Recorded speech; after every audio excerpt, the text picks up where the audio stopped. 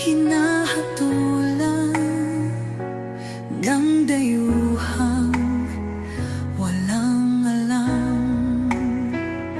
Sino pa ang nagmalasakit? Siya ngayon'y pinapahirap. Pilipino